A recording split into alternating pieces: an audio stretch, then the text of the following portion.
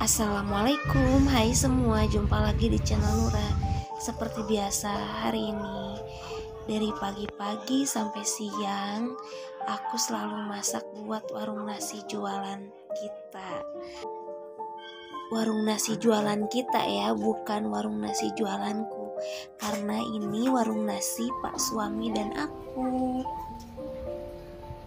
Setiap hari dalam pikiran, pas tiap bangun harus semangat, karena kalau misalnya kita nggak semangat, kita nggak masak hari ini, berarti kita nggak akan dapat penghasilannya teman-teman. Apalagi saya dan Pak Suami punya anak 3, yang satu kakang, anak saya yang pertama yang sakit pecah pembuluh darah karena disuntik anti kejang selama 2 kali, langsung koma dan sekarang gak bisa apa-apa. Terus yang kedua, alhamdulillah Gemra sempat trauma sih ya, punya anak lagi sampai 5 tahun kosongnya. Tapi teman-teman berupaya biar aku gak trauma, biar aku tetap move on, tetap semangat buat punya anak lagi. Alhamdulillah ternyata anak kedua itu cuma ketakutan aku aja sih buat punya anak lagi, padahal kan Allah udah menetapkan takdirnya masing-masing. Jadi ya anak pertama itu amanah buat aku dan Pak Suami, mungkin untuk titipan ya, karena kita mungkin banyak dosa ya teman-teman. Jadi mudah-mudahan kalau kita ikhlas merawatnya dengan baik, mudah-mudahan ada kebaikan dan nanti akan indah pada akhirnya. Amin ya robbal alamin. Jadi sebisa mungkin harus sabar, harus kuat, dan harus semangat merawat kakang. Dan yang kedua, alhamdulillah setelah 5 tahun aku hamil lagi, program lagi, namanya Gemra. Alhamdulillah Gemra sekarang tumbuh besar, sekarang umurnya 9 tahun teman-teman. Dan yang ketiga bedanya jauh juga sama ya teman-teman ya, namanya Haura.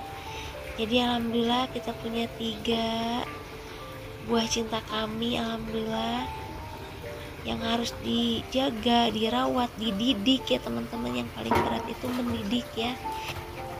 Nah alhamdulillah PR buat saya dan Pak Suami, anak yang mulai dari anak yang pertama sampai yang ketiga itu ya harus pintar-pintar merawat dan mendidiknya. Apalagi punya anak yang sakit ya, seperti kakang, terbaring di tempat tidur udah sekitar 14 tahun.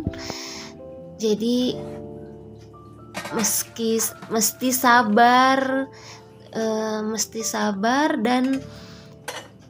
dan harus ikhlas ya teman-teman. Meskipun kadang kita suka teringat kalau misalnya dulu nggak disuntik anti kejang, nggak akan bakalan kayak gini. Nah itu paling nggak boleh banget. Aku suka omelin sama Pak Suami, jangan sampai kita ngerasa kecewa kayak gitu, karena ini udah takdir Allah yang udah Allah berikan kepada saya dan Pak Suami untuk dititipi anak seperti kakang gitu. Jadi ya untuk sekarang harus merawatnya dengan baik dan maksimal. Kalau dulu saya dan Pak Suami sekitar hampir seminggu 3 kali itu selalu terapi ya teman-teman. Tapi kalau untuk sekarang diterapi sama Pak Suami di rumah, karena bawanya juga berat juga ya teman-teman. Dari rumah itu lumayan jauh, jadi alhamdulillah Pak Suami juga terapis juga, jadi waktu pas umur sekitar 6 tahun berhenti terapi keluar dan diterapi sama pak suami di rumah. Jadi bisa setiap hari.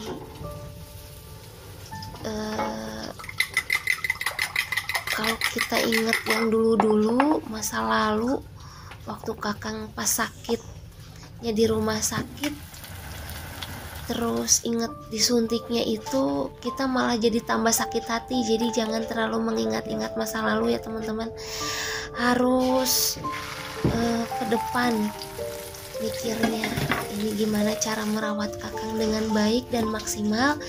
Terus kita berupaya memaksimalkan potensi anak kita.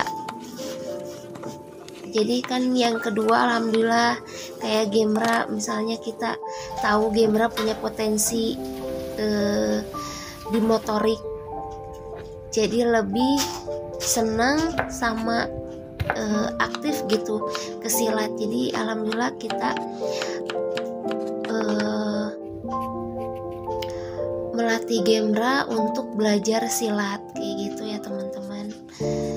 Pokoknya PR deh buat kita semua, para mama, para orang tua, untuk mendidik anak-anak kita sampai menggali potensi anaknya.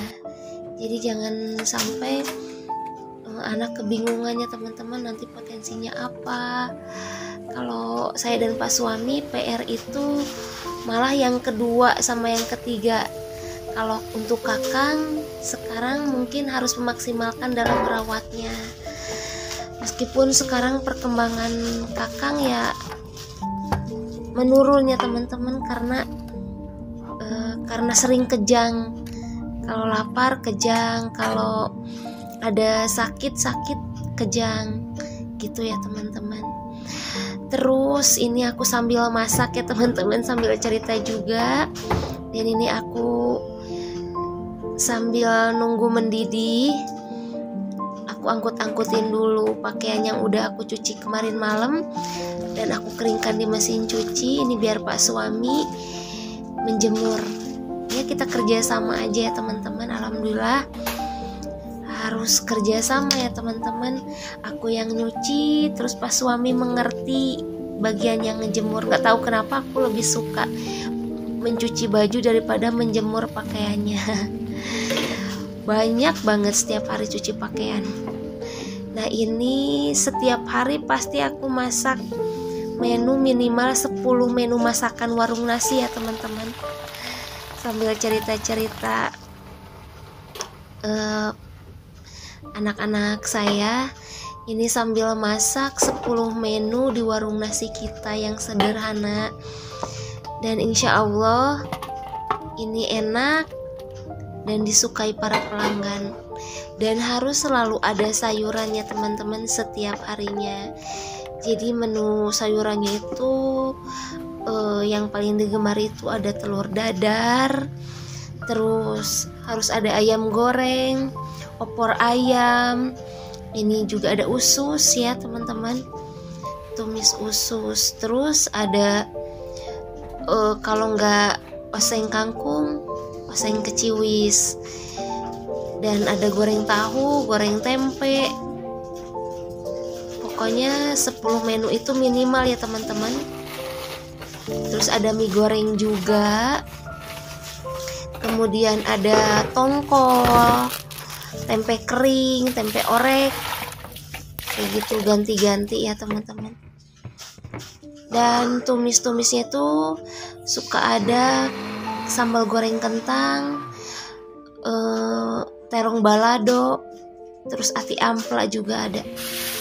Alhamdulillah ini aku menjalankan warung nasi itu setelah hari raya Idul Fitri. Jadi aku dan pak suami, saya dan pak suami buka warung nasi setelah hari raya Idul Fitri kemarin, karena meneruskan kakak ipar ya teman-teman.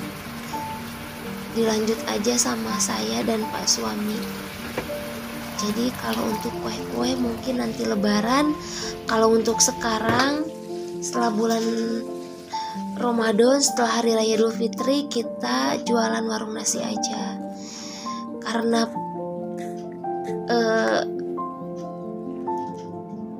lingkungannya dekat pabrik juga, meskipun nggak semuanya tidak diperbolehkan untuk keluar pabrik ya teman-teman.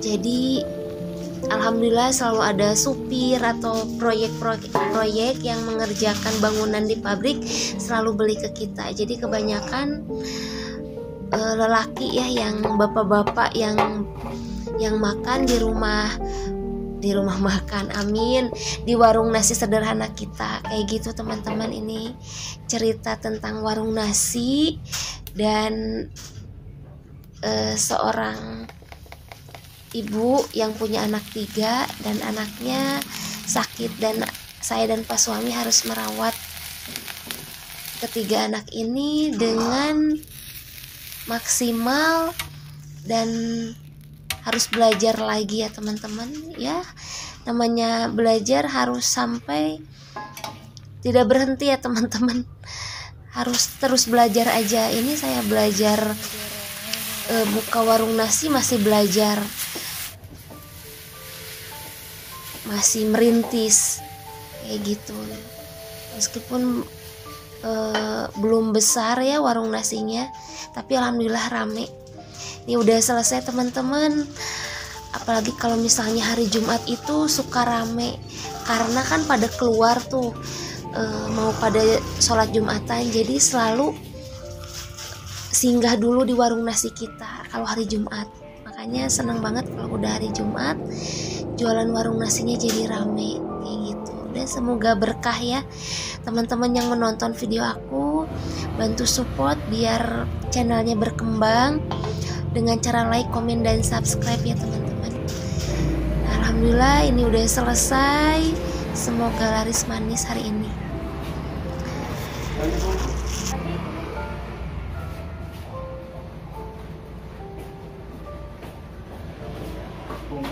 Bungkus.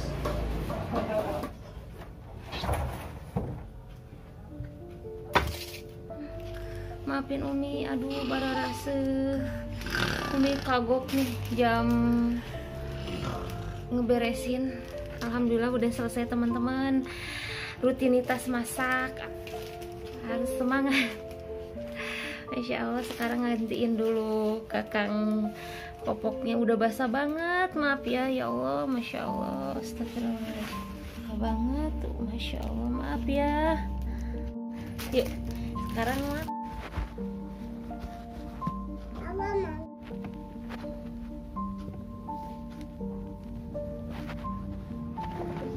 Semoga warung nasinya banyak yang beli ya Kang ya, amin. Kang makan. Pemandangan yang bagus sekali. Alhamdulillah aktivitas masak untuk warung nasi udah selesai sampai siang ini. Selanjutnya beraktivitas yang lain ya, nanti sampai malam.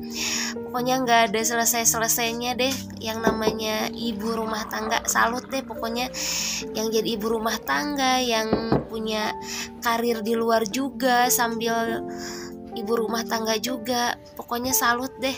Terima kasih ya teman-teman udah menonton. Aku mau nyuapin dulu Kakang dan Haura. Wassalamualaikum, dadah.